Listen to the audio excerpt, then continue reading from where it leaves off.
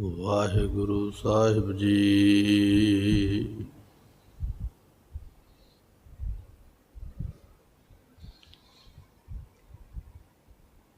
ਅੰਤਰ ਨ ਪਾਵਤ ਦੇਵ ਸਭੈ ਮਨੋ,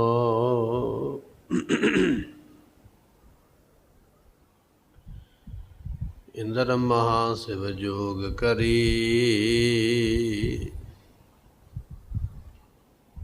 ਹੁਨ ਬੇਦ ਬਰੰਚ ਵਿਚਾਰ ਰਹਿਓ,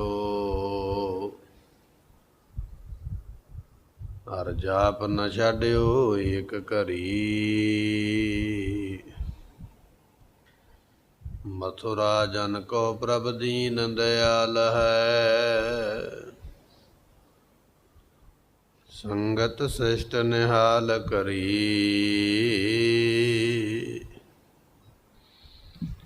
ਰਾਮਦਾਸ ਗੁਰੂ ਜਗ ਤਾਰਨ ਕੋ, ਗੁਰ ਜੋਤ ਅਰਜੁਨ ਮਾਹੇ ਧਰੀ। ਰਾਮਦਾਸ ਗੁਰੂ ਜਗ ਤਾਰਨ ਕੋ, ਗੁਰ ਜੋਤ ਅਰਜੁਨ ਮਾਹੇ ਧਰੀ।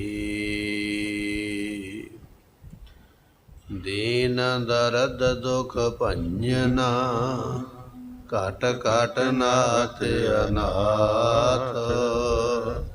ਸਰਨ ਤੁਮਾਰੀ ਆਇਓ, ਨਾਨਕ ਕੇ ਪ੍ਰਭ ਸਾਥ। ਸਤਿਪੁਰਖ ਜਿਨ ਜਾਣਿਆ, ਸਤਿਗੁਰ ਤਿਸ ਕਾ ਨਾਮ। ਤਿਸ ਕੈ ਸੰਗ ਸਿਖ ਉਤਰੈ, ਨਾਨਕ ਹਰਿ ਗੁਣ ਗਾਓ। ਸੁਖਾਉ ਹੋਟਲ ਗੁਰ ਸੇਵੀਐ, ਨਿਸ ਸਹਿਜ ਸੁਭਾਏ। ਦਰਸ਼ਨ ਪਰਸੈ ਗੁਰੂ ਕੈ, ਜਨਮ ਮਰਨ ਦੁਖ ਜਾਏ। ਹੋਵੈ ਸਿਫਤ ਸੰਬੰਧੀ, ਨੂਰ ਅਰਸੋਂ ਕੁਰਸੋਂ ਚਟੀਐ। ਤੁਧ ਡਿਠੇ ਸੱਚੇ ਪਾਤਸ਼ਾਹ, ਮਲ ਜਨਮ ਜਨਮ ਕਟੀਐ। ਤੁਧ ਡਿਠੇ ਸੱਚੇ ਪਾਤਸ਼ਾਹ, ਮਲ ਜਨਮ ਜਨਮ ਦੀ ਕਟੀਐ। ਸਤਨਾਮ ਸ੍ਰੀ ਵਾਹਿਗੁਰੂ ਸਾਹਿਬ ਜੀਓ। ਜੈ ਸ੍ਰੀ ਮਹੱਲਾ ਪੰਜਵਾਂ। ਘਰ ਤੀਜਾ ਦੁਪਦੇ, ਇੱਕ ਓੰਕਾਰ ਸਤਿਗੁਰ ਪ੍ਰਸਾਦ। ਦੇਹੋ ਸੰਦੇਸਰੋ ਕਹੀਓ ਪ੍ਰੇ ਕਹੀਓ, ਬਿਸਮ ਭਈ ਮੈਂ ਬਹੁ ਬਿਦ ਸੁਣਤੇ। ਕਹੋ ਸੁਹਾਗਣ ਸਹਾਇਓ, ਰਹਾਓ ਕੋ ਕਹਤੋ ਸਭ ਬਾਹਰ ਬਾਹਰ। ਕੋ ਕਹਤੋ ਸਭ ਮਹੀਓ, ਬਰਨ ਦੀਸੈ ਚਿਹ ਨ ਲਖੀਐ। ਸੁਹਾਗਣ ਸ਼ਾਂਤ ਬੁਝਹੀਓ, ਦੇਹੋ ਸੰਦੇਸਰੋ ਕਹੀਓ ਪ੍ਰੇ ਕਹੀਓ। ਵਾਹਿਗੁਰੂ ਜੀ ਕਾ ਖਾਲਸਾ, ਵਾਹਿਗੁਰੂ ਜੀ ਕੀ ਫਤਿਹ। ਸਤਿਗੁਰਾਂ ਦੀ ਸਾਜੀ ਨਵਾਜੀ ਗੁਰੂ ਕੀ ਸੰਗਤ, ਵੱਡੇ ਭਾਗ ਪ੍ਰਾਪਤ ਹੋਏ ਨੇ ਜੋ ਅੰਮ੍ਰਿਤ ਵੇਲਾ ਗੁਰੂ ਪਾਤਸ਼ਾਹ ਦੀ ਹਜ਼ੂਰੀ ਵਿੱਚ ਬਤੀਤ ਹੋ ਰਿਹਾ ਹੈ। ਸੰਸਾਰ ਵਿੱਚ ਉਹ ਲੋਕ ਨੇ, ਉਹ ਵੀ ਲੋਕ ਨੇ ਜਿਹੜੇ ਸੌਂ ਕੇ ਅੰਮ੍ਰਿਤ ਵੇਲਾ ਬਤੀਤ ਕਰ ਦਿੰਦੇ, ਅਤੇ ਸ਼ਾਮ ਦਾ ਸਮਾਂ ਪੱਬਾਂ ਕਲੱਬਾਂ ਵਿੱਚ ਜਾ ਕੇ ਅਯਾਸ਼ੀਆਂ ਕਰਕੇ, ਕੁਕਰਮ ਕਰਕੇ ਉਹ ਵੀ ਬਤੀਤ ਕਰ ਦਿੰਦੇ। ਗੁਰੂ ਕੇ ਸਿੱਖ ਦੇ ਵੱਡੇ ਭਾਗ ਨੇ ਜੋ ਸ਼ਾਮ ਦੇ ਵੇਲੇ ਰਹਿਰਾਸ ਦਾ ਪਾਠ ਸੁਣ ਕੇ ਗੁਰਬਾਣੀ ਦੇ ਕੀਰਤਨ ਸੁਣਦਾ ਹੈ। ਵੱਡੇ ਭਾਗ ਨੇ ਜੋ ਅੰਮ੍ਰਿਤ ਵੇਲੇ ਉੱਠ ਕੇ ਗੁਰੂ ਦੇ ਦੀਦਾਰੇ ਕਰਦਾ ਹੈ, ਗੁਰਬਾਣੀ ਪੜ੍ਹਦਾ ਹੈ। ਇਹ ਵੱਡਿਆਂ ਭਾਗਾਂ ਦੀ ਨਿਸ਼ਾਨੀ ਹੈ, ਜਾਂ ਆਪਾਂ ਇਸ ਤਰ੍ਹਾਂ ਕਹਿ ਲਈਏ ਵੀ ਇਹ ਸਾਡੇ ਗੁਰੂ ਦਾ ਸਾਡੇ 'ਤੇ ਤਰਸ ਹੈ, ਜਿਨ੍ਹਾਂ ਨੇ ਸਾਨੂੰ ਸਤ ਸੰਗਤ ਵਿੱਚ ਆਉਣ ਦਾ ਉਦਮ ਤੇ ਬਲ ਬਖਸ਼ਿਆ ਹੈ। ਬੜੇ ਵੱਡੇ ਭਾਗ ਨੇ ਜੋ ਸੰਗਤ ਵਿੱਚ ਬੈਠ ਕੇ ਇੱਥੇ ਝੋਲੀਆਂ ਭਰ ਰਹੇ ਹਾਂ, ਮਨੁੱਖਾ ਜਨਮ ਨੂੰ ਸਫਲਾ ਬਣਾ ਰਹੇ ਹਾਂ। ਜਿੰਨੇ ਸਾਡੇ ਸਵਾਸ ਗੁਰੂ ਪਾਤਸ਼ਾਹ ਦੀ ਹਜ਼ੂਰੀ ਵਿੱਚ ਬਤੀਤ ਹੋ ਰਹੇ ਨੇ, ਇਹ ਸਫਲੇ ਹੋ ਰਹੇ ਨੇ। ਸੋ ਆਓ ਕੁਝ ਸਮੇਂ ਲਈ ਮਨ ਦੇ ਧਿਆਨ ਨੂੰ ਟਿਕਾਈਏ, ਬੜੀ ਭਾਵਨਾ ਦੇ ਨਾਲ, ਸ਼ਰਧਾ ਦੇ ਨਾਲ ਸਤਿਗੁਰਾਂ ਦੇ ਅਗੰਮੀ ਬਚਨ ਸਰਵਨ ਕਰੀਏ। ਮਿਲ ਕੇ ਆਖੀਏ ਸਤਿਨਾਮ ਸ੍ਰੀ ਵਾਹਿਗੁਰੂ ਸਾਹਿਬ ਜੀ। ਸਤਿਨਾਮ ਸ੍ਰੀ ਵਾਹਿਗੁਰੂ ਸਾਹਿਬ ਜੀਓ। ਜੈ ਸ੍ਰੀ ਮਹਲਾ ਪੰਜਵਾਂ, ਘਰ ਤੀਜਾ ਦੁਪਦੇ। ਜੈ ਸ੍ਰੀ ਰਾਗ ਦਾ ਨਾਮ ਹੈ। ਇਸ ਰਾਗ ਦੇ ਵਿੱਚ ਪੰਚਮ ਪਾਤਸ਼ਾਹ ਸ਼ਹੀਦਾਂ ਦੇ ਸਰਤਾਜ ਬਾਣੀ ਨੂੰ ਰਚਨਹਾਰ ਗੁਰੂ ਅਰਜਨ ਦੇਵ ਮਹਾਰਾਜ ਸਾਹਿਬ ਜੀ ਪਾਵਨ ਪਵਿੱਤਰ ਉਪਦੇਸ਼ ਬਖਸ਼ਿਸ਼ ਕਰਦੇ। ਘਰ ਤੀਜੇ ਦੇ ਅੰਦਰ ਗਾਉਣ ਦਾ ਹੁਕਮ ਹੈ। ਜਦੋਂ ਰਾਗੀ ਸਿੰਘ ਰਾਗ ਪੜ੍ਹਦੇ ਨੇ, ਰਾਗ ਪੜ੍ਹਨ ਵੇਲੇ ਇੱਕ ਤਾਲਾ, ਦੋ ਤਾਲਾ, ਇਹ ਤਾਲ ਦੀਆਂ ਮਾਤਰਾਵਾਂ ਨੇ, ਜਾਂ ਕਹਿ ਲਈਏ ਤਾਲ ਦੇ ਘਰ ਨੇ, ਉਹਨਾਂ ਦੇ ਵਿੱਚ ਇਸ ਰਾਗ ਨੂੰ ਪੜ੍ਹਿਆ ਜਾ ਸਕਦਾ। ਦੋ ਪਦਿਆਂ ਦਾ ਇਹ ਸ਼ਬਦ ਹੈ। ਦੋ ਪਦੇ ਭਾਵ ਕੇ ਗੁਰਮੁਖੋ ਦੋ ਪੌੜੀਆਂ ਇਹ ਸ਼ਬਦ ਦੀਆਂ ਹੋਣਗੀਆਂ ਤੇ ਸ਼ਬਦ ਸੰਪੂਰਨ ਹੋ ਜਾਏਗਾ। ਇਹ ਇੱਕ ਛੋਟਾ ਜਿਹਾ ਸ਼ਬਦ ਹੈ। ਇਹਦੇ ਵਿੱਚ ਮਹਾਰਾਜ ਗੁਰੂ ਅਰਜਨ ਦੇਵ ਪਾਤਸ਼ਾਹ ਪਵਿੱਤਰ ਉਪਦੇਸ਼ ਬਖਸ਼ਦੇ ਹਨ। ਇੱਕ ਓੰਕਾਰ ਸਤਿਗੁਰ ਪ੍ਰਸਾਦ।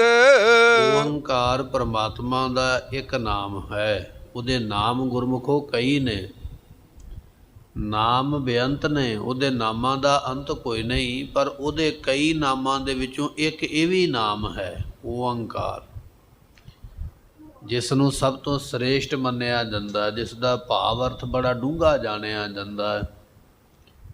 ਓੰਕਾਰ ਪਰਮਾਤਮਾ ਇੱਕ ਕਹੀਏ ਇੱਕ ਹੈ।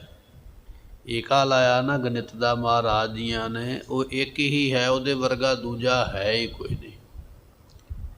ਤੇ ਸਤਿਗੁਰ ਪ੍ਰਸਾਦ, ਗੁਰੂ ਕਿਰਪਾ ਨਾਲ ਉਹਦੀ ਪ੍ਰਾਪਤੀ ਹੁੰਦੀ ਹੈ, ਬਖਸ਼ਿਸ਼ ਹੁੰਦੀ ਹੈ, ਤੇ ਉਹ ਪਰਮਾਤਮਾ ਪ੍ਰਾਪਤ ਹੁੰਦਾ ਹੈ। ਪਰਮਾਤਮਾ ਨੂੰ ਪ੍ਰਾਪਤ ਕਰਨਾ ਚਾਹਣਾ ਤੇ ਗੁਰੂ ਨੂੰ ਖੁਸ਼ ਕਰ ਲਾ ਆਪਣੇ ਉੱਪਰ। ਇਹ ਅਸੀਂ ਜੋ ਸੰਗਤ ਵਿੱਚ ਬੈਠਦੇ ਨਾ, ਆ ਕੇ ਕੀਰਤਨ ਕਥਾ ਪਾਠ ਸਰਵਨ ਕਰਦੇ ਹਾਂ, ਸੇਵਾ ਕਰਦੇ ਹਾਂ, ਸਿਮਰਨ ਕਰਦੇ ਹਾਂ, ਨਿਤਨੇਮ ਕਰਦੇ, ਅੰਮ੍ਰਿਤ ਵੇਲੇ ਉੱਠਦੇ, ਇਹ ਸਾਰਾ ਕੁਝ ਅਸੀਂ ਇਸ ਵਾਸਤੇ ਕਰਦੇ ਹਾਂ ਸਾਡਾ ਗੁਰੂ ਸਾਡੇ 'ਤੇ ਖੁਸ਼ ਹੋ ਜਾਵੇ, ਪ੍ਰਸੰਨ ਹੋ ਜਾਵੇ, ਤੇ ਪ੍ਰਸੰਨਤਾ ਦੇ ਨਾਲ ਸਾਨੂੰ ਪਰਮਾਤਮਾ ਦੀ ਪ੍ਰਾਪਤੀ ਕਰਵਾਵੇ।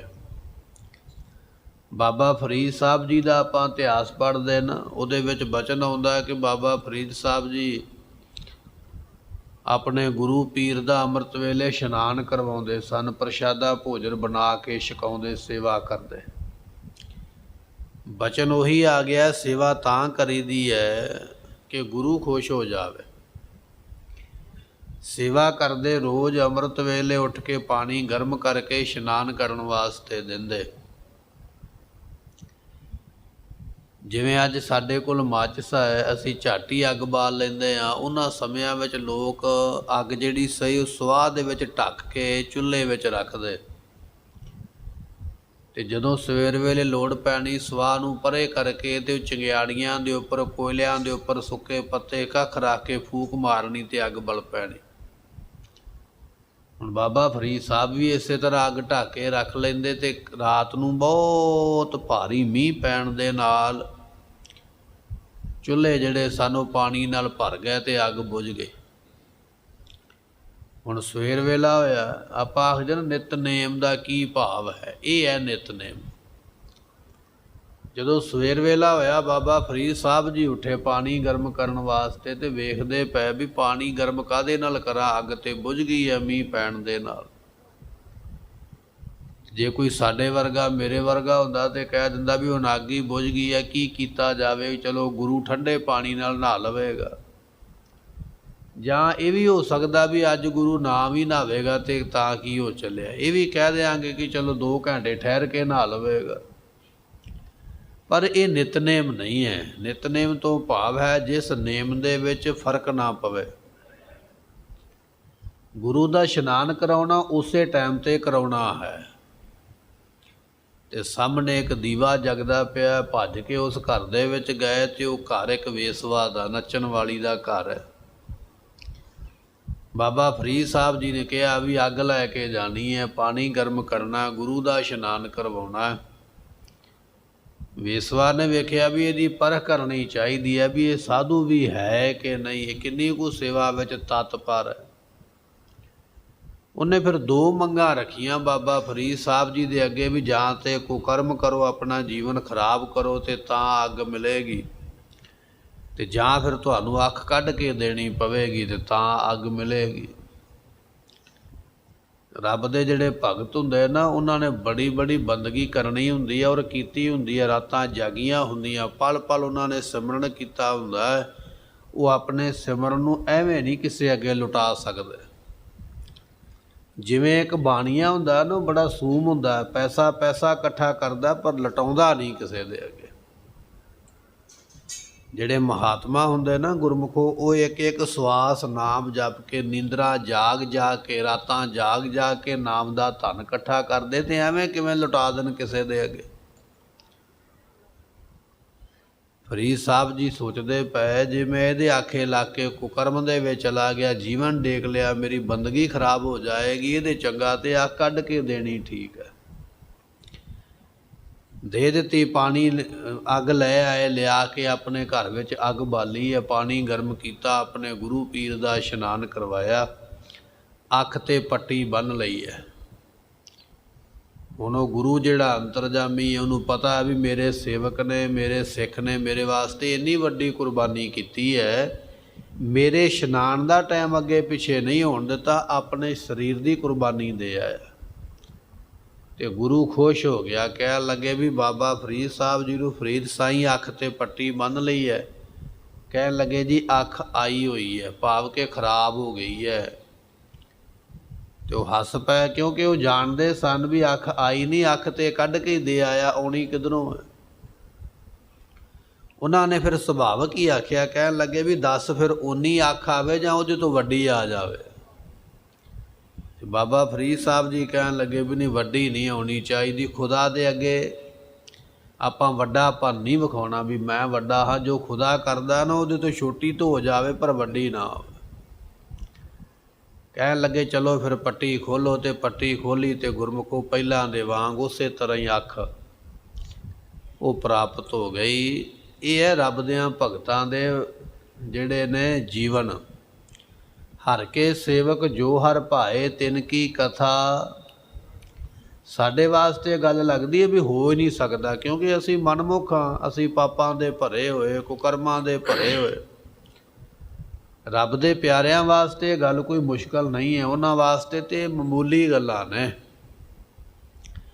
ਫਿਰ ਗੁਰੂ ਇੰਨਾ ਖੁਸ਼ ਹੋਇਆ ਕਿ ਫਰੀਦ ਸਾਈਂ ਨੂੰ ਪਰਮਾਤਮਾ ਦੀ ਪ੍ਰਾਪਤੀ ਕਰਵਾ ਦਿੱਤੀ। ਆਪਾਂ ਸੇਵਾ ਤਾਂ ਕਰਦੇ ਹਾਂ, ਸਿਮਰਨ ਤਾਂ ਕਰਦੇ ਹਾਂ, ਦਰਬਾਰ ਵਿੱਚ ਤਾਂ ਬੈਠਦੇ ਹਾਂ, ਕਥਾ ਕੀਰਤਨ ਪਾਠ ਤਾਂ ਸੁਣਦੇ ਹਾਂ, ਸਾਡਾ ਗੁਰੂ ਸਾਡੇ 'ਤੇ ਖੁਸ਼ ਹੋ ਜਾਵੇ ਜਿਵੇਂ ਬਾਬਾ ਫਰੀਦ ਸਾਹਿਬ ਦਾ ਗੁਰੂ ਉਹਨਾਂ 'ਤੇ ਖੁਸ਼ ਹੋਇਆ। ਜਿਸ ਦਿਨ ਗੁਰੂ ਪ੍ਰਸੰਨ ਹੋ ਗਿਆ, ਉਸ ਦਿਨ ਪਰਮਾਤਮਾ ਦੀ ਪ੍ਰਾਪਤੀ ਹੈ। ਜਿਸ ਦਿਨ ਪਰਮਾਤਮਾ ਦੀ ਪ੍ਰਾਪਤੀ ਹੋ ਗਈ, ਉਸ ਦਿਨ ਜੀਵਨ ਮੁਕਤ ਹੋ ਜਾਵਾਂਗੇ। ਸਤਿਗੁਰੂ ਪਾਤਸ਼ਾਹ ਕਹਿਣ ਲੱਗੇ, ਸਤਿਗੁਰ ਪ੍ਰਸਾਦ ਨਿਰੰਕਾਰ ਇੱਕ ਹੈ, ਪਰ ਉਸ ਇੱਕ ਨਿਰੰਕਾਰ ਦੀ ਪ੍ਰਾਪਤੀ ਗੁਰੂ ਦੀ ਖੁਸ਼ੀ ਨਾਲ ਹੋਣੀ ਹੈ। ਜਿਸ ਦਿਨ ਗੁਰੂ ਖੁਸ਼ ਹੋਵੇਗਾ, ਗੁਰੂ ਕਿਰਪਾ ਕਰੇਗਾ, ਉਸ ਵੇਲੇ ਉਹ ਪਰਮਾਤਮਾ ਪ੍ਰਾਪਤ ਹੁੰਦਾ ਹੈ। ਦੇਹੋ ਸੰਦੇਸਰੋ ਕਈਓ ਪ੍ਰੈ ਕਹੀਓ। ਸਤਿਗੁਰੂ ਪਾਤਸ਼ਾਹ ਨੇ ਇਹ ਜਿਹੜਾ ਸ਼ਬਦ ਉਚਾਰਨ ਕੀਤਾ ਨਾ, ਗੁਰਮੁਖੋ ਜਗਿਆਸੂ ਦਾ ਤੇ ਮਹਾਤਮਾ ਦਾ ਆਪਸ ਵਿੱਚ ਸੰਵਾਦ ਕਥਨ ਕੀਤਾ। ਸੰਵਾਦ ਤੋਂ ਭਾਵ ਕਿ ਵਿਚਾਰ ਚਰਚਾ। ਜਗਿਆਸੂ ਹੁੰਦਾ ਜਿਹੜਾ ਰਸਤੇ ਤੇ ਚੱਲਿਆ ਜਾਂਦਾ ਪਰ ਮੰਜ਼ਿਲ ਤੇ ਨਹੀਂ ਪਹੁੰਚਿਆ, ਤੇ ਮਹਾਤਮਾ ਉਹ ਹੈ ਜਿਹੜਾ ਮੰਜ਼ਿਲ ਤੇ ਪਹੁੰਚ ਗਿਆ ਹੈ। ਹੁਣ ਜਿਹੜਾ ਰਸਤੇ ਤੇ ਜਾ ਰਿਹਾ ਹੈ ਨਾ, ਉਹ ਮਹਾਤਮਾ ਨੂੰ ਪੁੱਛਦਾ ਹੈ, ਜਗਿਆਸੂ ਸਵਾਲ ਕਰਦਾ ਵੀ ਮੈਂ ਇੱਥੋਂ ਮੇਰੇ ਵਿੱਚ ਕਮੀ ਹੈ।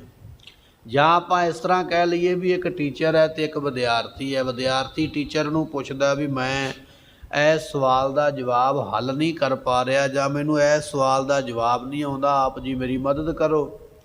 ਇਸੇ ਤਰ੍ਹਾਂ ਇਹ ਸੰਵਾਦ ਲਿਖਿਆ ਮਹਾਰਾਜ ਨੇ ਵੀ ਇੱਕ ਸੇਵਕ ਇੱਕ ਚੇਲਾ ਮਹਾਤਮਾ ਨੂੰ ਕੁਝ ਸਵਾਲ ਕਰਦਾ ਤੇ ਮਹਾਤਮਾ ਉਸ ਸਵਾਲ ਦਾ ਫਿਰ ਜਵਾਬ ਦਿੰਦੇ। ਪਹਿਲਾਂ ਸਵਾਲ ਸੁਣਦੇ ਨੇ, ਫਿਰ ਉਹਦਾ ਜਵਾਬ ਦਿੰਦੇ, ਬਖਸ਼ਦੇ ਹਨ। ਦੇਹੋ ਸੰਦੇਸਰੋ ਕਈਓ ਪ੍ਰੈ ਕਈਓ। ਫਿਰ ਹੈ ਨਾ ਪਰਮਾਤਮਾ, ਫਿਰ ਤੋਂ ਭਾਵ ਪਰਮਾਤਮਾ ਪਤੀ ਜਿਹੜਾ ਸਾਰਿਆਂ ਦਾ ਮਾਲਕ ਹੈ। ਜਗਿਆਸੂ ਆਖਦਾ ਹੈ ਮਹਾਤਮਾ ਜੀ, ਉਸ ਪਤੀ ਪਰਮਾਤਮਾ ਦਾ ਸੰਦੇਸ਼ਰਾ ਜਿਹੜਾ ਨਾ, ਸੰਦੇਸ਼ ਮੈਨੂੰ ਦੇਣਾ ਕਰੋ, ਮੈਨੂੰ ਦੇਣਾ ਕਰੋ। ਪਰਮਾਤਮਾ ਦੇ ਸੰਦੇਸ਼ ਨੂੰ ਮੈਨੂੰ ਦੱਸੋ ਵੀ ਪਰਮਾਤਮਾ ਜਿਹੜਾ ਹੈ ਉਹ ਕਿਵੇਂ ਪ੍ਰਾਪਤ ਹੋਵੇ। ਇਹ ਮੇਰੀ ਬੇਨਤੀ ਹੈ, ਇਸ ਬੇਨਤੀ ਨੂੰ ਆਪ ਜੀ ਪ੍ਰਵਾਨ ਕਰੋ। ਬਿਸਮ ਭਈ ਮੈਂ ਬਹੁ ਵਿਦ ਸੁਣਤੇ। ਮੈਂ ਜੀਵ ਰੂਪ ਇਸਤਰੀ ਪਰਮਾਤਮਾ ਦਾ ਜਸ ਸੁਣ ਸੁਣ ਕੇ ਬੜੀ ਹੈਰਾਨ ਹੁੰਦੀ ਆ। ਜਦੋਂ ਕੋਈ ਆਖਦਾ ਨਾ ਵੀ ਕਿਸੇ ਦੀ ਅੱਖ ਕੱਢ ਕੇ ਦਿੱਤੀ ਹੈ ਤੇ ਉਹਦੀ ਅੱਖ ਪੂਰੀ ਹੋ ਗਈ, ਇਹ ਗੱਲ ਸੁਣ ਕੇ ਬੜੀ ਹੈਰਾਨੀ ਹੋਏ। ਜਦੋਂ ਕੋਈ ਇਹ ਗੱਲ ਆਖਦਾ ਵੀ ਕੋਈ ਪਿੰਗਲਾ ਪਰਬਤ ਪਾਰ ਕਰਦਾ ਪਿਆ, ਬੜੀ ਸੁਣ ਕੇ ਗੱਲ ਹੈਰਾਨੀ ਹੁੰਦੀ ਹੈ। ਜਦੋਂ ਇਹ ਗੱਲ ਸੁਣਨ ਵਾਸਤੇ ਮਿਲਦੀ ਹੈ ਕਿ ਛੱਜੂ ਵਰਗੇ ਝੀਵਰ ਅੰਨੇ ਤੇ ਗੂੰਗੇ ਤੇ ਬੋਲੇ ਨੂੰ ਸੋ ਸੁਣਨ ਲੱਗ ਜਾਵੇ ਜਾਂ ਉਹ ਬੋਲਣ ਲੱਗ ਜਾਵੇ, ਇਹ ਗੱਲ ਸੁਣ ਕੇ ਬੜੀ ਹੈਰਾਨੀ ਹੁੰਦੀ ਹੈ। ਜਾਂ ਜਦੋਂ ਇਹ ਗੱਲ ਸੁਣਨ ਵਾਸਤੇ ਮਿਲ ਜਾਵੇ ਕਿ ਇੱਕ ਮਾਈ ਦਾਸ ਨਾਮ ਦਾ ਸੇਵਕ ਹੈ 10ਵੇਂ ਪਾਤਸ਼ਾਹ ਮਹਾਰਾਜ ਜੀਆਂ ਦਾ, ਜਿਸ ਵੇਲੇ ਭੀਮ ਚੰਦ ਰਾਜੇ ਨੇ ਆਖਿਆ ਇਹ ਗੁਰੂ ਦੇ ਦਰਸ਼ਨ ਕਰਕੇ ਆਇਆ, ਇਹਦੇ ਨੇਤਰਾਂ ਵਿੱਚ ਗੁਰੂ ਵਸਿਆ ਹੋਇਆ ਹੈ, ਇਹਦੀਆਂ ਅੱਖਾਂ ਦੇ ਵਿੱਚ ਗਰਮ ਸਲਾਈਆਂ ਫੇਰੀਆਂ ਜਾਣ ਤੇ ਅੱਖਾਂ ਤੋਂ ਅੰਨਾ ਕੀਤਾ ਜਾਵੇ। ਜਦੋਂ ਮਾਈ ਦਾਸ ਦੀਆਂ ਅੱਖਾਂ ਦੇ ਵਿੱਚ ਗਰਮ ਸਲਾਈਆਂ ਫੇਰਨ ਲੱਗੇ ਨਾ, ਤੇ ਮਾਈ ਦਾਸ ਨੇ ਧੰਨ ਗੁਰੂ ਗੋਬਿੰਦ ਸਿੰਘ ਮਹਾਰਾਜ ਦੇ ਚਰਨਾਂ ਦਾ ਧਿਆਨ ਧਾਰਿਆ, ਮਹਾਰਾਜ ਦੇ ਚਰਨਾਂ ਨੂੰ ਵਸਾਲਿਆ ਆਪਣੇ ਨੇਤਰਾਂ ਦੇ ਵਿੱਚ। ਇੱਧਰੋਂ ਜਲਾਦਾਂ ਨੇ ਉਹ ਸਲਾਈਆਂ ਜਿਹੜੀਆਂ ਸਨ ਗਰਮ ਕਰਕੇ ਮਾਈ ਦਾਸ ਦੀਆਂ ਅੱਖਾਂ ਵਿੱਚ ਫੇਰੀਆਂ। ਉਹਨੇ ਗੁਰੂ ਗੋਬਿੰਦ ਸਿੰਘ ਮਹਾਰਾਜ ਦੇ ਚਰਨਾਂ ਦਾ ਧਿਆਨ ਵਸਾਇਆ ਸੀ, ਉਹ ਸਲਾਈਆਂ ਮਹਾਰਾਜ ਦੇ ਚਰਨਾਂ 'ਤੇ ਫਿਰ ਗਈਆਂ। ਮਾਤਾ ਸਾਹਿਬ ਮਾਤਾ ਗੁਜਰੀ ਜੀ ਬੈਠੇ ਹੋਏ ਕਮਰੇ ਦੇ ਵਿੱਚ, ਪੁੱਛਿਆ, ਕਹਿਣ ਲੱਗੇ ਪੁੱਤਰ ਮਾਸ ਦੇ ਸੜਨ ਦੀ ਜਿਹੜੀ ਹੈ ਉਹ ਸਮੈਲ ਆਉਂਦੀ ਪਈ ਹੈ, ਕਿੱਥੋਂ ਇਹ ਮਾਸ ਸੜਦਾ ਪਿਆ? ਤੇ ਧੰਨ ਗੁਰੂ ਗੋਬਿੰਦ ਸਿੰਘ ਮਹਾਰਾਜ ਜੀ ਕਹਿਣ ਲੱਗੇ ਮਾਤਾ ਜੀ, ਇੱਕ ਸਿੱਖ ਸਾਡੇ ਚਰਨਾਂ ਦਾ ਧਿਆਨ ਧਾਰ ਕੇ ਬੈਠਾ ਹੈ, ਸਮੇਂ ਦਾ ਰਾਜਾ ਉਹਦੀਆਂ ਅੱਖਾਂ ਵਿੱਚ ਸਲਾਈਆਂ ਫੇਰਦਾ ਪਿਆ, ਉਹਨੇ ਸਾਡੇ ਚਰਨ ਆਪਣੇ ਵਸਾਏ ਨੇ ਨੇਤਰਾਂ ਦੇ ਵਿੱਚ, ਉਹਦੀਆਂ ਸਲਾਈਆਂ ਅਸੀਂ ਆਪਣੇ ਨੇਤਰਾਂ 'ਤੇ ਲੈਂਦੇ ਪਏ, ਉਹਦੀਆਂ ਸਲਾਈਆਂ ਅਸੀਂ ਆਪਣੇ ਚਰਨਾਂ 'ਤੇ ਲੈਂਦੇ ਪਏ। ਮਾਤਾ ਜੀ ਇਹ ਗੱਲ ਸੁਣ ਕੇ ਬੜੇ ਹੈਰਾਨ ਹੋਏ। ਕੋਈ ਦਿਨਾਂ ਪਿੱਛੋਂ ਉਹ ਮਾਈ ਦਾਸ ਜਿਹੜਾ ਸੀ ਨਾ ਮਹਾਰਾਜ ਦੇ ਕੋਲ ਆ ਗਿਆ ਦਰਸ਼ਨ ਕਰਨ ਵਾਸਤੇ ਬਚ ਕੇ, ਤੇ ਕੀ ਵੇਖਦਾ ਵੀ ਮਹਾਰਾਜ ਨੇ ਚਰਨਾਂ ਦੇ ਉੱਪਰ ਪੱਟੀਆਂ ਬੱਧੀਆਂ ਹੋਈਆਂ। ਵੇਖ ਕੇ ਬੜਾ ਹੈਰਾਨ ਹੋਇਆ, ਪੁੱਛਿਆ ਮਹਾਰਾਜ ਪੱਟੀਆਂ ਕਿਉਂ ਬੰਨੀਆਂ, ਕੀ ਹੋਇਆ? ਸੇਵਕ ਹੈ ਨਾ ਪਿਆਰਾ। ਤੇ ਮਹਾਰਾਜ ਕਹਿਣ ਲੱਗੇ ਮਾਈ ਦਾਸ, ਜਦੋਂ ਤੇਰੇ ਚਰਨਾਂ ਤੇਰੀਆਂ ਅੱਖਾਂ ਦੇ ਵਿੱਚ ਸਲਾਈਆਂ ਫੇਰਨ ਲੱਗੇ ਸੀ, ਤੂੰ ਸਾਡੇ ਚਰਨਾਂ ਦਾ ਧਿਆਨ ਧਾਰਿਆ, ਅਸੀਂ ਤੇਰੀਆਂ ਅੱਖਾਂ ਨੂੰ ਕੁਝ ਨਹੀਂ ਹੋਣ ਦਿੱਤਾ, ਤੇਰੀਆਂ ਸਲਾਈਆਂ ਅਸੀਂ ਆਪਣੇ ਚਰਨਾਂ 'ਤੇ ਲੈ ਲਈ। ਸਤਿ ਸ੍ਰੀ ਅਕਾਲ। ਮਾਈ ਦਾਸ ਸੁਣ ਕੇ ਬੜਾ ਹੈਰਾਨ ਹੋਇਆ, ਕਹਿਣ ਲੱਗਾ ਮਹਾਰਾਜ ਇੰਨੀ ਤਕਲੀਫ ਕਿਉਂ ਝੱਲੀ ਹੈ? ਸਤਿਗੁਰੂ ਕਹਿਣ ਲੱਗੇ ਮਾਈ ਦਾਸ, ਇਹ ਤੇ ਕੁਝ ਵੀ ਨਹੀਂ, ਜੇ ਤੂੰ ਆਪਣੇ ਨੇਤਰਾਂ ਦੇ ਵਿੱਚ ਸਾਡੇ ਨੇਤਰ ਵਸਾ ਲੈਂਦਾ, ਤੇਰੀਆਂ ਇਹ ਅੱਖਾਂ ਦੀਆਂ ਸਲਾਈਆਂ ਅਸੀਂ ਆਪਣੀਆਂ ਅੱਖਾਂ ਦੇ ਉੱਪਰ ਲੈ ਲੈਣੀਆਂ ਸਨ, ਕਿਉਂਕਿ ਤੂੰ ਉਸ ਵੇਲੇ ਸਾਡਾ ਧਿਆਨ ਧਾਰਿਆ ਹੋਇਆ ਹੈ। ਜਦੋਂ ਇਹੋ ਜਿਹੇ ਕਿੱਸੇ ਸੁਣੀ ਦੇ, ਕਹਾਣੀਆਂ ਸੁਣੀ ਦੀਆਂ, ਸਾਖੀਆਂ ਸੁਣੀ ਦੀਆਂ, ਫਿਰ ਹੈਰਾਨ ਹੋ ਜਾਈਦਾ ਹੈ। ਤੇ ਫਿਰ ਜੀ ਕਰਦਾ ਵੀ ਐਸੇ ਪ੍ਰਮਾਤਮਾ ਦੇ ਦਰਸ਼ਨ ਵੀ ਕਰੀਏ ਜਿਹੜਾ ਐਸੀ ਕਿਰਪਾ ਕਰਨ ਵਾਲਾ ਹੈ। ਬਿਸਮ ਭਈ ਮਹਿ ਬਹੁ ਬਿਦ ਸੁਣਤੇ, ਜਦੋਂ ਮੈਂ ਦੁਨੀਆ ਕੋਲੋਂ, ਲੋਕਾਂ ਕੋਲੋਂ ਸਾਖੀਆਂ ਸੁਣ ਸੁਣ ਕੇ ਹੈਰਾਨ ਹੋ ਜਾਈਦਾ ਹੈ ਕਿ ਪ੍ਰਮਾਤਮਾ ਐਸੇ ਕੌਤਕ ਕਰਦਾ ਹੈ। ਕਹੋ ਸੁਹਾਗਣ ਸਈਓ, ਕਰਕੇ ਐ ਸੁਹਾਗਣ ਉਹਨੂੰ ਕਿਹਾ ਜਾਂਦਾ ਹੈ ਜਿਹੜੀ ਪਤੀ ਦੀ ਪ੍ਰਾਪਤੀ ਵਾਲੀ ਹੋਵੇ। ਇੱਥੇ ਮਹਾਤਮਾ ਨੂੰ ਤਾਂ ਸੁਹਾਗਣ ਕਿਹਾ ਕਿਉਂਕਿ ਉਹ ਮਹਾਤਮਾ ਜਿਹੜੇ ਨੇ ਪ੍ਰਮਾਤਮਾ ਦੀ ਪ੍ਰਾਪਤੀ ਵਾਲੇ ਨੇ। ਇਹ ਪ੍ਰਮਾਤਮਾ ਦੀ ਪ੍ਰਾਪਤੀ ਵਾਲੇ ਮਹਾਤਮਾ ਜੀ, ਤੁਸੀਂ ਮੈਨੂੰ ਉਸ ਪ੍ਰਮਾਤਮਾ ਦੇ ਬਾਰੇ ਕੁਝ ਦੱਸਣਾ ਕਰੋ, ਉਹਦੇ ਬਾਰੇ ਕੁਝ ਵਰਣਨ ਕਰਕੇ ਦੱਸੋ, ਕਿਉਂਕਿ ਮੈਂ ਉਹਦੇ ਦਰਸ਼ਨ ਕਰਨੇ ਚਾਹੁੰਦਾ। ਇਸ ਕਰਕੇ ਆਪ ਜੀ ਉਸ ਪ੍ਰਮਾਤਮਾ ਦੇ ਮੈਨੂੰ ਦਿਦਾਰੇ ਕਰਾਉਣਾ ਕਰੋ। ਰਹਾਓ ਕੋ ਕਹਿਤ ਸਭ ਬਾਹਰ ਬਾਹਰ, ਉਹ ਕਹਿ ਤੋ ਕੋਈ ਆਖਦਾ ਹੈ ਕਿ ਪ੍ਰਮਾਤਮਾ ਬਾਹਰ ਹੈ, ਇੱਥੇ ਨਹੀਂ, ਪਰੇ ਹੈ। ਭਗਤਾਂ ਨੇ ਗੁਰਬਾਣੀ ਵਿੱਚ ਬਚਨ ਕੀਤਾ, ਕਹਿਣ ਲੱਗੇ ਅੱਲਾਹ ਏਕ ਮਸੀਤ ਬਸਤ ਹੈ, ਅਵਰ ਮੁਲਕ ਕਿਸ ਕੇਰਾ। ਕਾਜੀ ਕਹਿਣ ਲੱਗਾ ਵੀ ਮਸੀਤ ਵਿੱਚ ਪਾਪ ਨਹੀਂ ਕਰਨਾ, ਹੱਤਿਆ ਨਹੀਂ ਕਰਨੀ। ਪੁੱਛਿਆ ਕਿਉਂ? ਕਹਿਣ ਲੱਗਾ ਜੀ ਇਹ ਖੁਦਾ ਦਾ ਘਰ ਹੈ। ਤੇ ਭਗਤ ਜੀ ਨੇ ਜਵਾਬ ਦਿੱਤਾ, ਕਹਿਣ ਲੱਗੇ ਜੇ ਖੁਦਾ ਮਸੀਤ ਵਿੱਚ ਹੀ ਰਹਿੰਦਾ ਹੈ ਤੇ ਮਸੀਤ ਤੋਂ ਜਿਹੜੀ ਬਾਹਰੀ ਦੁਨੀਆ ਉੱਥੇ ਕੌਣ ਰਹਿੰਦਾ। ਕਾਜੀ ਮੰਨਣਾ ਪਿਆ ਮੁੱਲਾਂ ਨੂੰ ਵੀ ਬਾਹਰਲੀ ਦੁਨੀਆ ਵਿੱਚ ਵੀ ਪ੍ਰਮਾਤਮਾ ਹੈ। ਉਹ ਇਹੋ ਜਿਹੀ ਜਗ੍ਹਾ ਕੋਈ ਹੈ ਨਹੀਂ ਜਿੱਥੇ ਨਾ ਹੋਵੇ, ਹੈ ਉਹ ਸਾਰਿਆਂ ਥਾਵਾਂ 'ਤੇ, ਪਰ ਅਸੀਂ ਉਹਨੂੰ ਜਾਣ ਨਹੀਂ ਸਕਦੇ। ਅਸੀਂ ਇਹ ਗੱਲ ਕਹਿੰਦੇ ਹਾਂ ਕਿ ਮੈਂ ਸ਼ਰਾਬ ਪੀਤੀ ਹੈ ਜਾਂ ਮਾਸ ਖਾਧਾ ਹੈ, ਮੈਂ ਗੁਰਦੁਆਰੇ ਦੀ ਚਾਰ ਦੀਵਾਰੀ ਦੇ ਅੰਦਰ ਨਹੀਂ ਆਉਣਾ। ਕਿਉਂ? ਕਿਉਂਕਿ ਇਹ ਰੱਬ ਦਾ ਘਰ ਹੈ, ਇਹ ਗੁਰੂ ਦਾ ਸਥਾਨ ਹੈ, ਮੈਂ ਇਹਦੇ ਅੰਦਰ ਨਹੀਂ ਆਉਣਾ, ਪਾਪ ਲੱਗੇਗਾ। ਪਰ ਤੂੰ ਇਹ ਕਿਉਂ ਭੁੱਲ ਗਿਆ ਵੀ ਉਹ ਪਰਮਾਤਮਾ ਤਾਂ ਤੇਰੇ ਅੰਦਰ ਵਸਿਆ ਹੋਇਆ। ਜਦੋਂ ਤੂੰ ਅੰਦਰ ਉਸ ਸ਼ਰਾਬ ਨੂੰ ਜਾਂ ਮਾਸ ਨੂੰ ਖਾਧਾ, ਉਦੋਂ ਤੈਨੂੰ ਡਰ ਨਹੀਂ ਆਇਆ, ਉਦੋਂ ਨਹੀਂ ਭੈ ਆਇਆ ਵੀ ਮੈਂ ਅੰਦਰ ਜੋ ਕੁਛ ਖਾਂਦਾ ਪਿਆ ਗੰਦ ਬੰਦ, ਪਰਮਾਤਮਾ ਅੰਦਰ ਵੀ ਤੇ ਵਸਿਆ ਹੋਇਆ। ਬਾਹਰੋਂ ਤੇ ਸਤਿਕਾਰ ਕਰਦਾ ਵੀ ਇਹ ਉਹਦਾ ਸਥਾਨ ਹੈ, ਉਹਦੇ ਸਥਾਨ ਦਾ ਤੇ ਸਤਿਕਾਰ ਕਰਦਾ ਹੈ, ਪਰ ਜਿਹੜਾ ਉਹ ਖੁਦ ਤੇਰੇ ਅੰਦਰ ਬੈਠਾ ਉਹਦਾ ਸਤਿਕਾਰ ਕੋਈ ਨਹੀਂ ਕਰਦਾ। ਬੀੜੀਆਂ ਪੀ ਲੈਂਦਾ, ਸਿਗਰਟਾਂ ਪੀ ਲੈਂਦਾ, ਹੁੱਕੇ ਪੀ ਲੈਂਦਾ, ਚਿਲਮਾਂ ਪੀ ਲੈਂਦਾ, ਕਈ ਤਰ੍ਹਾਂ ਦੀ ਗੰਦਗੀ ਨਸ਼ਿਆਂ ਦੇ ਰੂਪ ਦੇ ਵਿੱਚ ਅੰਦਰ ਸੁੱਟਦਾ ਪਿਆ ਹੈ, ਪਰ ਵਸਦਾ ਤੇ ਤੇਰੇ ਅੰਦਰ ਪਿਆ ਹੈ।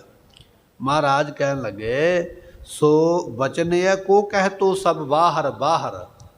ਕੋਈ ਆਖਦਾ ਪ੍ਰਮਾਤਮਾ ਬਾਹਰ ਹੈ, ਪਰੇ ਹੈ, ਇੱਥੇ ਨੇੜੇ ਕੋਈ ਨਹੀਂ, ਮੈਨੂੰ ਨਹੀਂ ਉਹ ਵੇਖਦਾ ਪਿਆ। ਕੁਝ ਦੁਨੀਆ ਦੇ ਲੋਕ ਇਸ ਤਰ੍ਹਾਂ ਆਖਦੇ ਹਨ। ਕੋ ਕਹਿ ਤੋ ਸਭ ਮਹੀਓ, ਕੋਈ ਆਖਦਾ ਨਹੀਂ ਪ੍ਰਮਾਤਮਾ ਮੇਰੇ ਕੋਲ ਹੈ, ਬਿਲਕੁਲ ਮੇਰੇ ਨਾਲ ਹੈ, ਮੇਰੇ ਵਿੱਚ ਹੈ। ਇਹ ਆਪੋ ਆਪਣੀ ਮਨਸ਼ਾ ਹੈ, ਆਪੋ ਆਪਣੀ ਦਸ਼ਾ ਹੈ। ਜਿਵੇਂ ਦੀ ਕਿਸੇ ਦੀ ਬਿਰਤੀ ਹੈ, ਕੋਈ ਉਸ ਨੂੰ ਸਾਰਿਆਂ ਥਾਵਾਂ 'ਤੇ ਵੇਖਦਾ, ਕੋਈ ਉਸ ਨੂੰ ਪਰਮਾਤਮਾ ਦੇ ਵਿੱਚ ਵੀ ਉਹ ਨਹੀਂ ਦਿਸਦਾ। ਇਹ ਆਪੋ ਆਪਣੀ ਬੁੱਧੀ ਹੈ, ਆਪੋ ਆਪਣੀ ਸੋਚ ਹੈ। ਕੋਈ ਆਖਦਾ ਪਰਮਾਤਮਾ ਬਾਹਰ ਹੈ, ਕੋਈ ਆਖਦਾ ਉਹ ਨੇੜੇ ਹੈ। ਵਰਨ ਦੀਸਾ ਚਿਹ ਨਾ ਲਖੀਆ, ਸਤਿਗੁਰੂ ਬਖਸ਼ਿਸ਼ ਕਰਦੇ ਉਹਦਾ ਕੋਈ ਵਰਨ ਰੰਗ ਨਹੀਂ ਹੈ। ਰੰਗ ਸਾਡੀ ਚਮੜੀ ਦਾ, ਸਾਡੇ ਸਰੀਰ ਦਾ ਰੰਗ ਹੈ, ਕੋਈ ਕਾਲਾ ਹੈ, ਕੋਈ ਗੋਰਾ। ਪਰਮਾਤਮਾ ਦਾ ਕੋਈ ਰੰਗ ਨਹੀਂ ਹੈ। ਕੋਈ ਇਹ ਨਹੀਂ ਕਹਿ ਸਕਦਾ ਵੀ ਪਰਮਾਤਮਾ ਕਾਲਾ ਹੈ ਕਿ ਗੋਰਾ ਹੈ, ਨਹੀਂ, ਉਹਦਾ ਰੰਗ ਹੈ ਹੀ ਕੋਈ ਨਹੀਂ। ਉਹ ਬਿਨਾਂ ਰੰਗ ਤੋਂ ਹੈ, ਉਹਦਾ ਐਸਾ ਸਰੂਪ ਕਥਨ ਕੀਤਾ ਹੈ। ਚੱਕਰ ਚਿਹਨ ਅਰ ਵਰਨ ਜਾਤ ਅਰ ਪਾਤ ਨਹਿਨ ਜੇ ਰੂਪ ਰੰਗ ਅਰ ਰੇਖ ਭੇਖ ਕੋ ਕਹਿ ਨਾ ਸਕਤ ਕਿਹ। ਪਰਮਾਤਮਾ ਦੇ ਰੰਗ ਨੂੰ ਕਹਿ ਕੋਈ ਨਹੀਂ ਸਕਦਾ। ਫਿਰ ਬਖਸ਼ਦੇ ਹਨ ਵਰਨ ਦੀਸੈ ਚਿਹ ਨਾ ਲਖੀਆ। ਵਰਨ ਤੋਂ ਭਾਵ ਵਰਨ, ਜਿਹੜੇ ਚਾਰ ਵਰਨ ਨੇ ਨਾ, ਖੱਤਰੀ ਬ੍ਰਾਹਮਣ ਸ਼ੂਦਰ ਤੇ ਵੈਸ, ਇਹਨਾਂ ਚਾਰ ਵਰਨਾਂ ਵਿੱਚ ਵੀ ਪ੍ਰਮਾਤਮਾ ਨਹੀਂ ਹੈ। ਕਈ ਵਾਰੀ ਅਸੀਂ ਕਹਿ ਦਿੰਦੇ ਮੈਂ ਤੇ ਬ੍ਰਾਹਮਣ ਹਾਂ, ਫਲਾਣਾ ਦੇਵਤਾ ਵੀ ਬ੍ਰਾਹਮਣ ਹੋਇਆ, ਮੈਂ ਤੇ ਫਲਾਣੀ ਮੇਰੀ ਗੋਤ ਹੈ, ਫਲਾਣਾ ਗੁਰੂ ਵੀ ਐਸ ਗੋਤ ਦਾ ਹੋਇਆ। ਅਸੀਂ ਉਹ ਗੋਤ ਨੂੰ ਆਪਣੇ ਨਾਲ ਜੋੜ ਲੈਂਦੇ ਵੀ ਮੈਂ ਉਸ ਗੋਤ ਦਾ ਹਾਂ। ਮਹਾਰਾਜ ਕਹਿਣ ਲੱਗੇ ਨਹੀਂ, ਗੁਰੂ ਪਰਮਾਤਮਾ ਦਾ, ਪਰਮੇਸ਼ਰ ਦਾ ਕੋਈ ਵਰਨ ਹੈ ਹੀ ਨਹੀਂ। ਨਾ ਉਹ ਖੱਤਰੀ ਹੈ, ਨਾ ਉਹ ਬ੍ਰਾਹਮਣ ਹੈ, ਨਾ ਉਹ ਸੂਦਰ ਹੈ, ਨਾ ਉਹ ਵੈਸ਼ ਹੈ। ਉਹ ਪਰਮਾਤਮਾ ਕਿਸੇ ਵਿੱਚ ਨਹੀਂ ਆਉਂਦਾ। ਵਰਨ ਨਾ ਦਿਸੈ, ਉਹਦਾ ਕੋਈ ਵਰਨ ਨਹੀਂ ਹੈ, ਕਿਸੇ ਵੀ ਉਹ ਆਸ਼ਰਮ ਦੇ ਵਿੱਚ ਨਹੀਂ ਆਉਂਦਾ ਹੈ। ਚਿਹਨ ਨਾ ਲਖੀਐ, ਚਿਹਨ ਤੋਂ ਭਾਵ ਗੁਰਮੁਖੋ ਚੱਕਰ ਚਿਹਨ ਅਰ ਵਰਨ ਜਾਤ। ਉਹਦੀ ਚਿਹਨ ਨਿਸ਼ਾਨੀ ਕੋਈ ਨਹੀਂ ਹੈ, ਕੋਈ ਚੱਕਰ ਨਹੀਂ ਹੈ, ਕਿਸੇ ਤਰ੍ਹਾਂ ਦਾ ਉਹਦਾ ਕੋਈ ਸਰੂਪ ਕਥਨ ਨਹੀਂ ਕੀਤਾ ਜਾ ਸਕਦਾ। ਐਸਾ ਉਹ ਪਰਮਾਤਮਾ ਹੈ। ਸੁਹਾਗਣ ਸ਼ਾਂਤ ਬੁਝਾਈਓ, ਇਹ ਜਗਿਆਸੂ ਬੇਨਤੀ ਕਰਦਾ ਹੈ, ਐ ਸੁਹਾਗਣੋ ਪਰਮਾਤਮਾ ਦੀ ਪ੍ਰਾਪਤੀ ਵਾਲਿਓ, ਮੈਨੂੰ ਉਸ ਸ਼ਾਂਤ ਸਰੂਪ ਪਰਮਾਤਮਾ ਦੇ ਬਾਰੇ ਗਿਆਨ ਬਖਸ਼ਿਸ਼ ਕਰ ਦਿਓ, ਮੈਨੂੰ ਸੋਝੀ ਦੇ ਦਿਓ, ਮੈਨੂੰ ਵੀ ਪਤਾ ਲੱਗ ਜਾਵੇ ਵੀ ਉਹ ਕੈਸਾ ਹੈ। ਮੈਨੂੰ ਕਿਰਪਾ ਕਰਕੇ ਇਹ ਗਿਆਨ ਬਖਸ਼ਿਸ਼ ਕਰ ਦਿਓ। ਗੁਰਮੁਖੋ ਇਸ ਤਰ੍ਹਾਂ ਜਿਹੜਾ ਜਗਿਆਸੂ ਹੈ ਉਹ ਮਹਾਤਮਾ ਦੇ ਅੱਗੇ ਬੇਨਤੀ ਕਰਦਾ ਹੈ। ਸਰਬ ਨਿਵਾਸੀ ਘਟ ਘਟ ਵਾਸੀ। ਫਿਰ ਮਹਾਤਮਾ ਅੱਗੋਂ ਬਚਨ ਕਰਦੇ, ਕਹਿਣ ਲੱਗੇ ਪਰਮਾਤਮਾ ਨੂੰ ਲੱਭਣਾ ਕਿੱਥੇ ਹੈ? ਉਹਨੂੰ ਲੱਭਣ ਵਾਸਤੇ ਕਿਤੇ ਜਾਣ ਦੀ ਲੋੜ ਨਹੀਂ ਹੈ। ਫਰੀਦਾ ਜੰਗਲ ਜੰਗਲ ਕਿਆ ਭਵੇ, ਵਨ ਕੰਢਾ ਮੋੜੇ ਵਸੀ ਰੱਬ ਹਿਆਲੀਐ, ਜੰਗਲ ਕਿਆ ਢੂੰਡੇ। ਕੋਈ ਜੰਗਲਾਂ ਵਿੱਚ, ਕੋਈ ਪਹਾੜਾਂ ਪਰਬਤਾਂ ਵਿੱਚ ਚਲੇ ਗਿਆ, ਪਰ ਜਾਣ ਦੀ ਲੋੜ ਕੀ ਹੈ? ਉਹ ਤੇ ਤੇਰੇ ਅੰਦਰ ਵਸਿਆ ਹੋਇਆ, ਤੇਰੇ ਅੰਦਰ ਬੈਠਾ ਹੋਇਆ। ਇਸ ਕਰਕੇ ਤੈਨੂੰ ਲੱਭਣ ਦੀ ਲੋੜ ਨਹੀਂ ਹੈ, ਤੈਨੂੰ ਜਾਣ ਦੀ ਲੋੜ ਨਹੀਂ ਹੈ, ਕਿਉਂਕਿ ਜਾਣਾ ਤਾਂ ਪੈਂਦਾ ਹੈ ਜੇ ਉਹ ਪਰਮਾਤਮਾ ਕਿਤੇ ਬਾਹਰ ਬੈਠਾ ਹੋਏ। ਇਸ ਕਰਕੇ ਉਹ ਕਿਤੇ ਬਾਹਰ ਨਹੀਂ ਹੈ। ਤਾਂ ਹੀ ਕਬੀਰ ਸਾਹਿਬ ਜੀ ਕਹਿਣ ਲੱਗੇ, ਕਬੀਰ ਸੰਤ ਕੀ ਗੈਲ ਨਾ ਛੋਡੀ ਹੈ। ਸਾਧੂ ਦੇ ਪ੍ਰਾਪਤੀ ਵਾਲਾ ਰਸਤਾ ਨਹੀਂ ਛੱਡਣਾ ਚਾਹੀਦਾ। ਜਿਹੜਾ ਰਸਤਾ ਸਾਧੂ ਦੇ ਘਰ ਜਾਂਦਾ, ਸਾਧੂ ਦੇ ਕੋਲ ਜਾਂਦਾ, ਜਿੱਥੋਂ ਉਪਦੇਸ਼ ਮਿਲਣਾ, ਉਹ ਰਸਤਾ ਕਦੇ ਨਹੀਂ ਛੱਡਣਾ ਚਾਹੀਦਾ। ਕਬੀਰ ਸੰਤ ਕੀ ਗੈਲ ਨਾ ਛੋਡੀ ਹੈ, ਉਹ ਰਸਤਾ ਨਾ ਛੱਡ। ਮਾਰਗ ਲਾਗਾ ਜਾਓ, ਸਾਧੂ ਦੇ ਮਗਰ ਮਗਰ ਰਸਤੇ ਤੇ ਤੁਰੇ ਜਾਣਾ ਚਾਹੀਦਾ, ਚੱਲੇ ਜਾਣਾ ਚਾਹੀਦਾ। ਫਿਰ ਕੀ ਹੋਵੇਗਾ? ਕਹਿਣ ਲੱਗੇ ਪੇਖਤ ਹੀ ਪੁਨੀਤ ਹੋਏ। ਜਦੋਂ ਜਾ ਕੇ ਮਹਾਤਮਾ ਦੇ ਦਰਸ਼ਨ ਕਰੇਗਾ, ਤੂੰ ਦਰਸ਼ਨ ਕਰਕੇ ਹੀ ਪਵਿੱਤਰ ਹੋ ਜਾਣਾ। ਸਾਧ ਕੈ ਸੰਗ ਨਹੀਂ ਕਿਛ ਘਾਲ, ਦਰਸ਼ਨ ਭੇਟਤ ਹੋਤ ਨਿਹਾਲ। ਕਹਿਣ ਲੱਗੇ ਪੇਖਤ ਹੀ ਪੁਨੀਤ ਹੋਏ। ਜਦੋਂ ਮਹਾਤਮਾ ਦੇ ਦਰਸ਼ਨ ਕਰੇਗਾ ਨਾ ਬੰਦਗੀ ਵਾਲੇ, ਆਪਾਂ ਤਾਂ ਹੀ ਬਚਨ ਕਰਦੇ ਆ ਨਾ, ਸੇਈ ਪਿਆਰੇ ਮੇਲ ਜਿਨ੍ਹਾਂ ਮਿਲਿਆ ਤੇਰਾ ਨਾਮ ਚਿਤ ਆਵੇ। ਜਦੋਂ ਐਸੇ ਮਹਾਤਮਾ ਦੇ ਦਰਸ਼ਨ ਕਰੇਗਾ, ਭੇਟਤ ਜਪੀਐ ਨਾਉ, ਫਿਰ ਉਸ ਨੂੰ ਮਿਲ ਕੇ ਤੂੰ ਨਾਮ ਜਪੇਗਾ। ਨਾਮ ਜਪੇਗਾ ਤੈਨੂੰ ਪ੍ਰਾਪਤੀ ਹੋ ਜਾਏਗੀ।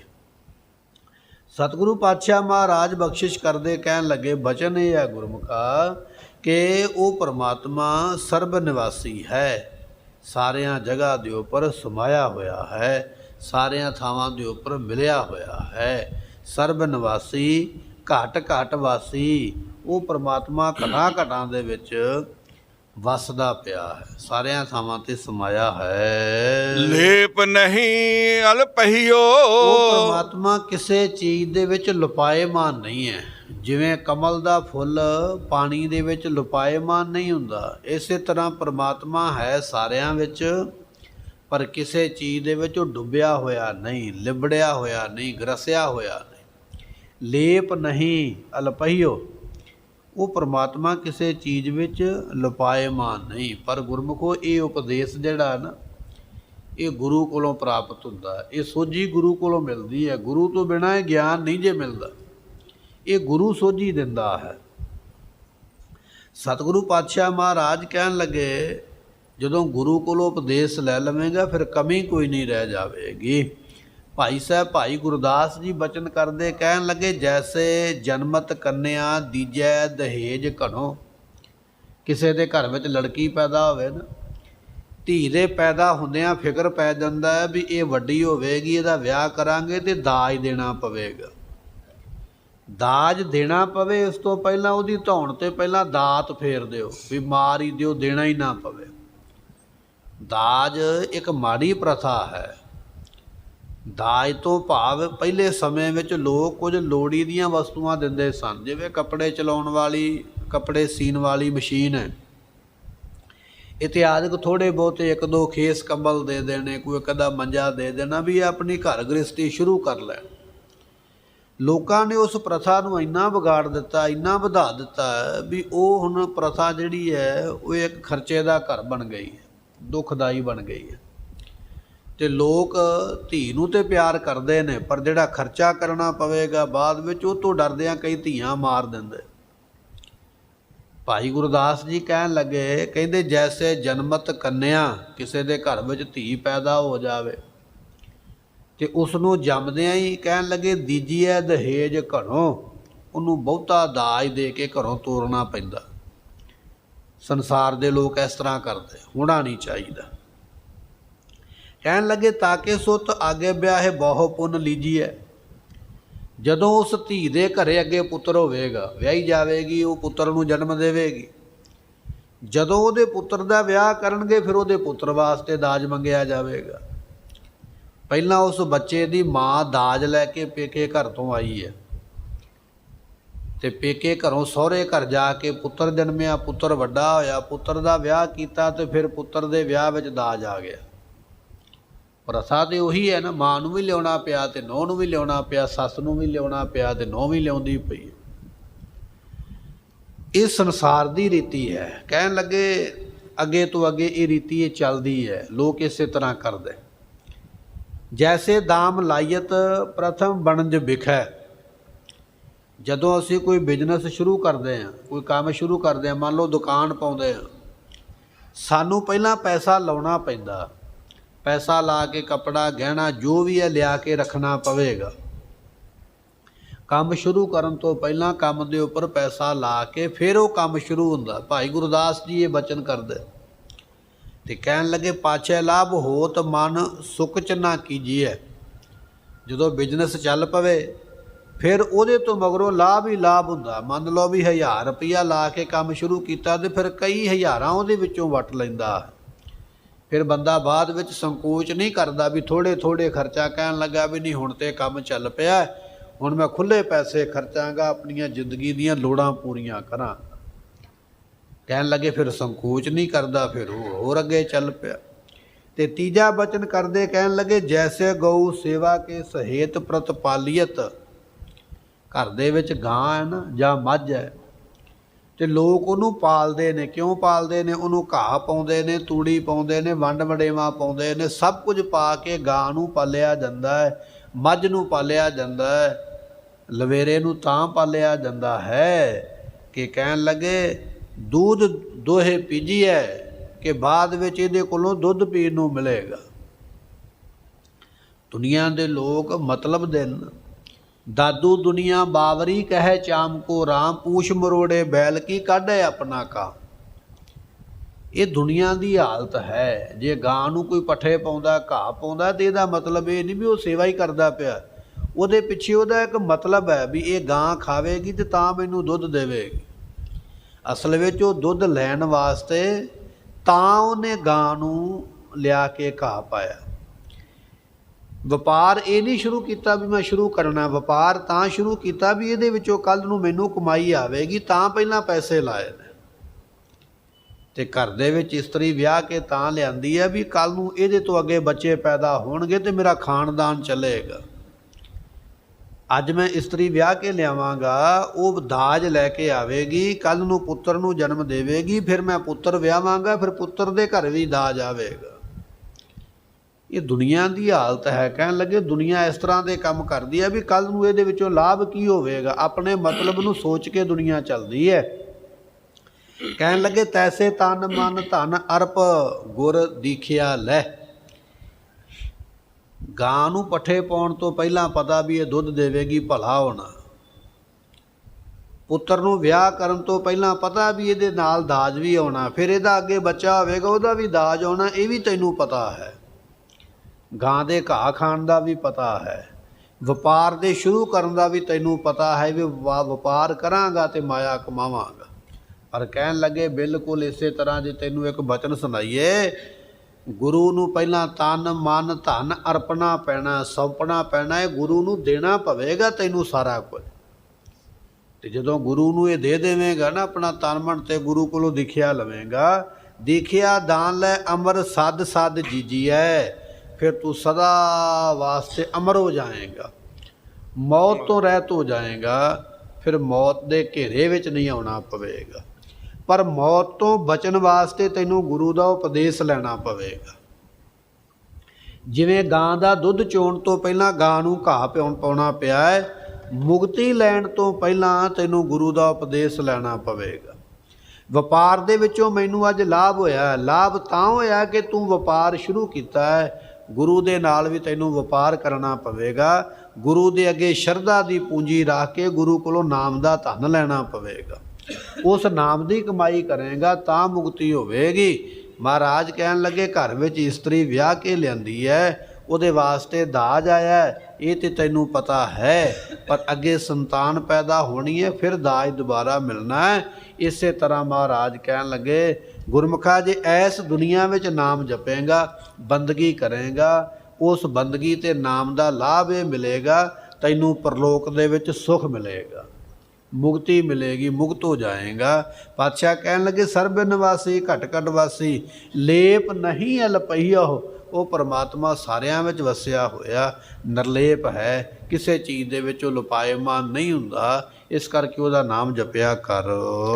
ਨਾਨਕ ਕਹਿਤ ਸੁਨੋ ਰੇ ਲੋਗਾ, ਸੰਤ ਰਸਨ ਕੋ ਬਸਹਿਓ। ਮਹਾਰਾਜ ਕਹਿਣ ਲੱਗੇ, ਸੋਹਣੇ ਬਚਨ ਧਿਆਨ ਦੇ ਨਾਲ। ਪਰਮਾਤਮਾ ਵਸਦਾ ਤੇ ਸਾਰਿਆਂ ਥਾਵਾਂ ਤੇ ਹੈ, ਪਰ ਵਿਸ਼ੇਸ਼ ਕਰਕੇ ਪਰਮਾਤਮਾ ਸਾਧੂ ਦੀ ਜ਼ੁਬਾਨ ਦੇ ਉੱਪਰ ਵਸਦਾ ਹੈ। ਉਹ ਸਾਰਿਆਂ ਥਾਵਾਂ ਤੇ, ਪਰ ਸਾਧੂ ਦੀ ਜ਼ੁਬਾਨ ਤੇ ਪ੍ਰਤੱਖ ਹੀ ਬੈਠਾ ਹੈ ਨਾ। ਸਾਧੂ ਨੇ ਜਿਹੜਾ ਬਚਨ ਕਰ ਦਿੱਤਾ ਉਹ ਪੂਰਾ ਹੋ ਜਾਣਾ। ਪ੍ਰਭ ਜੀ ਬਸੈ ਸਾਧ ਕੀ ਰਸਨਾ, ਨਾਨਕ ਜਨ ਕਾ ਦਾਸਨ ਦਸਨਾ। ਜਿਹੜਾ ਰੱਬ ਦੀ ਬੰਦਗੀ ਕਰਨ ਵਾਲਾ ਹੈ ਨਾ, ਪਾਠ ਕਰਨ ਵਾਲਾ, ਪੂਜਾ ਕਰਨ ਵਾਲਾ, ਉਹਦੀ ਜ਼ੁਬਾਨ ਤੇ ਪ੍ਰਮਾਤਮਾ ਵਸਦਾ ਹੈ। ਹੁਣ ਸਾਧੂ ਹਰ ਵੇਲੇ ਰਾਮ ਰਾਮ ਰਾਮ ਰਾਮ ਕਰਦਾ ਹੈ, ਸਾਧੂ ਹਰ ਵੇਲੇ ਵਾਹਿਗੁਰੂ ਵਾਹਿਗੁਰੂ ਵਾਹਿਗੁਰੂ ਕਰਦਾ ਹੈ। ਜਿਹੜਾ ਵਾਹਿਗੁਰੂ ਕਹਿਣ ਵਾਲਾ ਹੈ, ਜਿਹੜਾ ਬਾਣੀ ਪੜ੍ਹਨ ਵਾਲਾ ਹੈ, ਜਿਹੜਾ ਨਿਤਨੇਮ ਕਰਨ ਵਾਲਾ ਹੈ, ਜਿਹੜਾ ਰਾਮ ਦੇ ਨਾਮ ਦੀ ਕਮਾਈ ਕਰਨ ਵਾਲਾ ਹੈ, ਉਹਦੀ ਜ਼ੁਬਾਨ ਦੇ ਉੱਪਰ ਪ੍ਰਮਾਤਮਾ ਵਸਦਾ ਹੈ। ਤੇ ਫਿਰ ਜ਼ੁਬਾਨ ਵਿੱਚੋਂ ਜਿਹੜਾ ਬਚਨ ਨਿਕਲਿਆ ਉਹ ਬਚਨ ਪੂਰਾ ਹੋ ਜਾਣਾ ਹੈ। ਮਹਾਰਾਜ ਕਹਿਣ ਲੱਗੇ, ਨਾਨਕ ਕਹਿਤ ਸੁਨੋ ਰੇ ਲੋਗਾ। ਗੁਰੂ ਅਰਜਨ ਦੇਵ ਪਾਤਸ਼ਾਹ ਕਹਿਣ ਲੱਗੇ, ਸੰਸਾਰ ਦੇ ਲੋਕੋ ਸੁਣੋ ਬਚਨ ਧਿਆਨ ਦੇ ਨਾਲ। ਸੰਤ ਰਸਨ ਕੋ ਬਸਈਓ। ਉਹ ਸੰਤਾਂ ਦੇ ਹਿਰਦੇ ਵਿੱਚ ਵਸਦਾ ਹੈ, ਸੰਤਾਂ ਦੀ ਜ਼ੁਬਾਨ ਤੇ ਵਸਦਾ ਹੈ। ਇਸ ਕਰਕੇ ਹਿਆਉ ਨ ਕੇਹੀ ਠਾਹੇ, ਮਾਨਕ ਸਭ ਅਮੋਲ ਵੇ। ਸਾਰਿਆਂ ਦਾ ਮਨ ਰੂਪੀ ਮੋਤੀ ਬੜਾ ਅਮੋਲਕ ਹੈ, ਕਿਸੇ ਦੇ ਮਨ ਨੂੰ ਦੁਖਾ ਨਾ, ਕਿਉਂਕਿ ਜ਼ੁਬਾਨ ਤੇ ਪ੍ਰਮਾਤਮਾ ਵਸਦਾ, ਹਿਰਦੇ ਵਿੱਚ ਵੀ ਉਹ ਵਸਦਾ ਹੈ। ਇਹ ਗੁਰੂ ਅਰਜਨ ਦੇਵ ਪਾਤਸ਼ਾਹ ਨੇ ਬਖਸ਼ਿਸ਼ ਕੀਤੀ ਹੈ। ਸਮੇਂ ਦੀ ਸਮਾਪਤੀ, ਭੁੱਲਾਂ ਦੀ ਮੁਆਫ ਦਿਓ ਸੱਜਣ ਅਸੀਸਾਂ, ਜੋ ਹੋਵੇ ਸਾਹਿਬ ਸੇ ਮੇਲ। ਸਰਬ ਨਿਵਾਸੀ ਘਟ ਘਟ ਵਾਸੀ, ਲੇਪ ਨਹੀਂ ਅਲਪਹਿਓ। ਨਾਨਕ ਕਹਿਤ ਸੁਨੋ ਰੇ ਲੋਗਾ, ਸੰਤ ਰਸਨ ਕੋ ਬਸਹਿਓ। ਵਾਹਿਗੁਰੂ ਜੀ ਕਾ ਖਾਲਸਾ, ਵਾਹਿਗੁਰੂ ਜੀ ਕੀ ਫਤਿਹ।